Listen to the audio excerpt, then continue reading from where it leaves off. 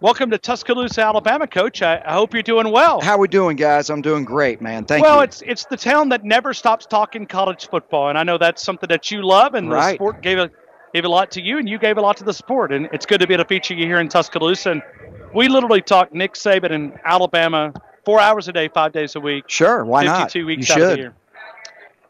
Give me your perspective from a coach, what he's been able to accomplish in this run in Tuscaloosa from a coaching perspective. It's unprecedented.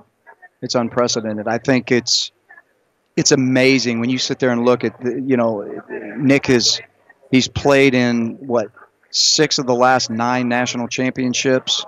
That's unbelievable considering also along with that they've expanded the playoff where you got to win a semifinal game just to get to the national championship game.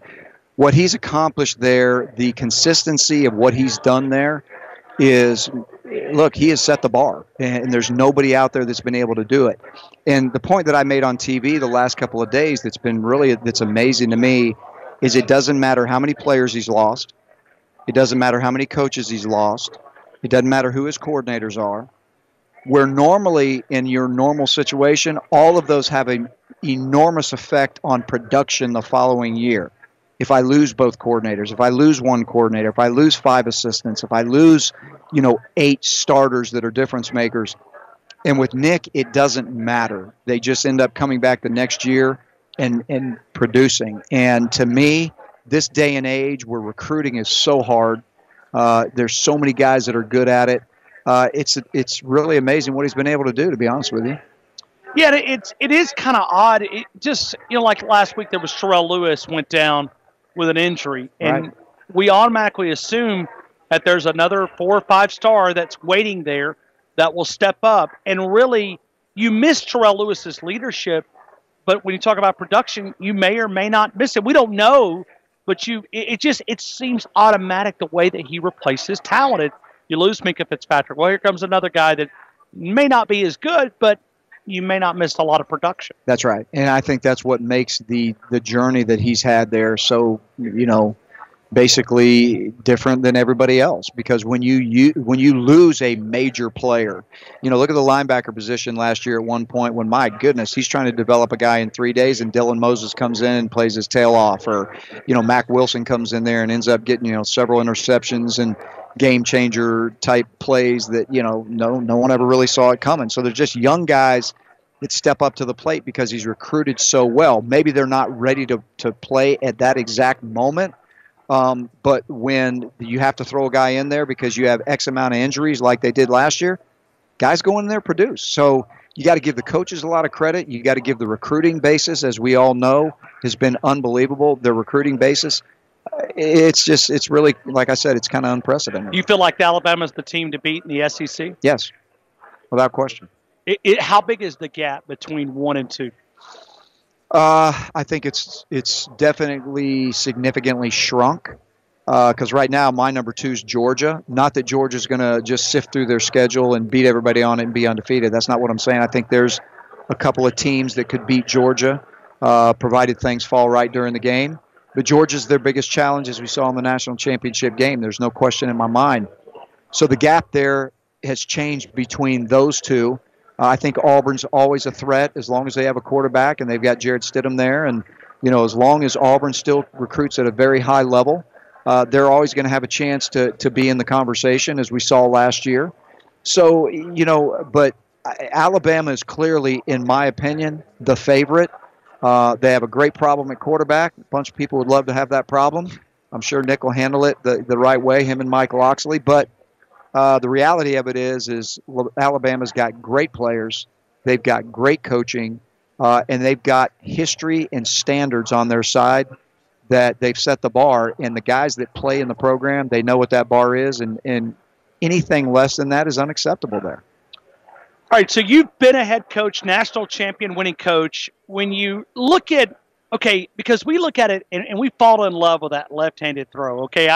I don't know, it's like a baseball player. You watch a left-handed guy and, you lose but you're a coach, and I heard you a couple of days ago explaining to a couple of your colleagues why you think Jalen is in this thing, and that it may not be as easy of just handing the reins over to Tua Tagovailoa. Explain maybe in that perspective from a coach.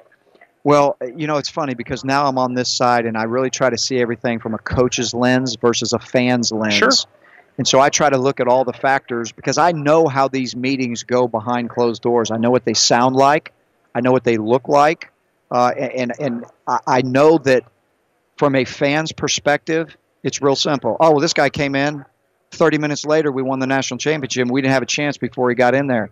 And that assessment is probably accurate and fair, that in that 30-minute window, he changed the game, and Alabama won. So that's undeniable. But I'm looking at total body of work. How many times have we seen over the years a relief quarterback come in when the game was on the line? He ends up taking them down. They win the game. He becomes the starter that year or the next year, and he's not productive. I'm not saying that would be the case with Tua. What I'm saying is that that's a legit possibility because we don't have a sample size of Tua that's big enough. So, and this is the example I made. What if they get into the Louisville game where everybody thinks Alabama's going to win by 28 points, and Tua's the starter, he throws 3 picks. How's the conversation going to go then? It can absolutely change. So, look, we don't know what happens in the meeting rooms. We don't know what happens in the weight room. We don't know what happens, out at practice. We don't have access to that information. They do.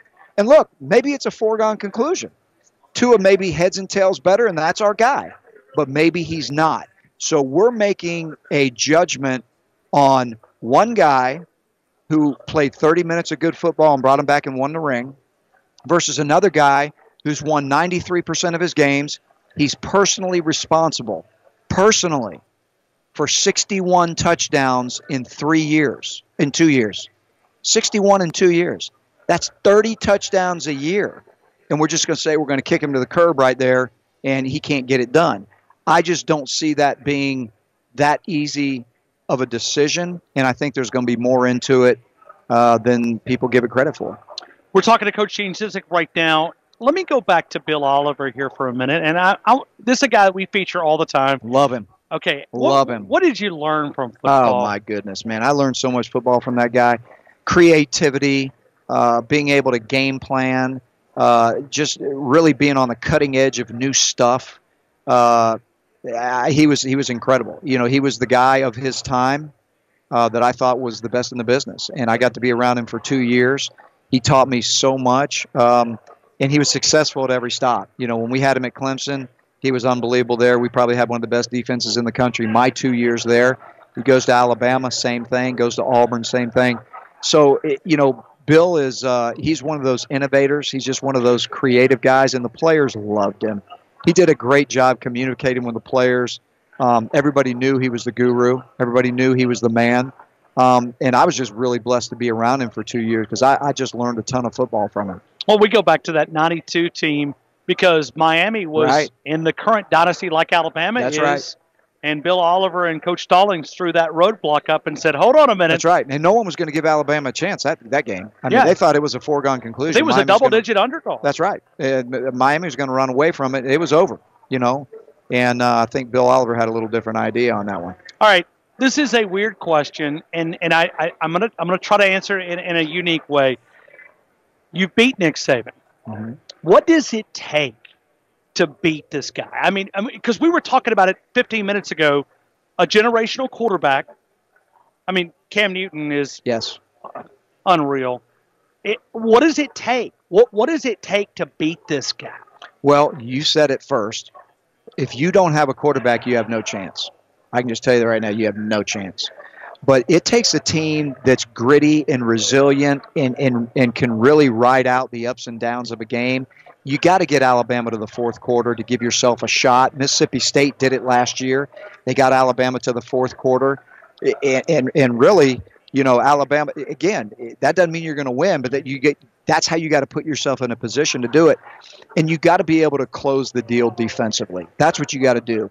Alabama had to go 2 scores in the last 10 minutes of the fourth quarter to beat them. And, look, that's you have to be able to close the deal out defensively with them. But I will tell you this, you got to protect the football with them. You can't turn the ball over. You got to have a quarterback, and you said generational quarterback. Yes, the better your quarterback is, the better chance you have to beat these guys. And then, Gus has had some success with him too. And you look at what Gus has done, and that's what makes that Iron Bowl so intriguing every year, because that offense with up-tempo and all the different things that come off it, it's given Alabama fits over the years. I mean, if you just look at it, there's been some production from Auburn's offense against what naturally is a stingy defense that very few people can move the